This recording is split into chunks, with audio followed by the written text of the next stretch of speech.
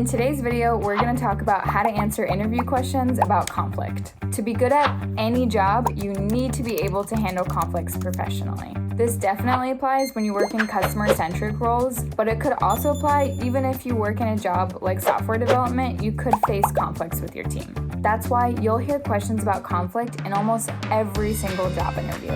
No judgment, shoot. Some variations are: how do you handle conflict? Describe a situation where you faced a conflict. How do you manage difficult team members? Have you ever disagreed with your manager? And what are the essential components of conflict resolution? To give a strong answer to any conflict question, you can use our 4-step formula. What? Let me just recap this for you real quick. First, explain your method of handling conflicts in general. Second, pick a real-life example where you had to deal with a conflict. Third, use the situation, task, action, result, or STAR formula to describe that example. And lastly, fourth, explain the positives and what you learned from this experience. Here's an example to give you an idea of what this would sound like in an interview.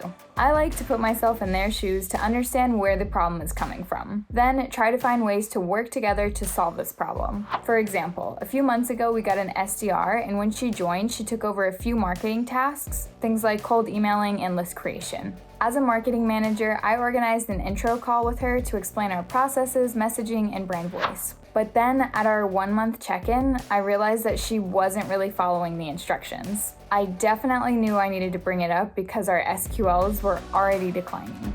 I took extra care explaining to her why these tactics she was using wouldn't work, because we tried them in the past and they hadn't worked then either. Then I made sure to be polite and make sure she didn't feel underappreciated. I know it's always difficult when you're starting out. I also offered to help her with her next campaign. We had a few follow-ups and brainstorming sessions together, and I'm happy to say that she's seen significant improvement and our SQLs are back up. When you answer this way, you're not just giving a general answer to how you would handle conflict, but you're showing how you've actually done it in the past.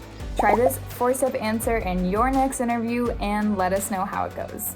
And if you're looking for more interview advice, check out our other videos on how to answer common interview questions and how to use the STAR format that we talked about today. Good luck in your interview.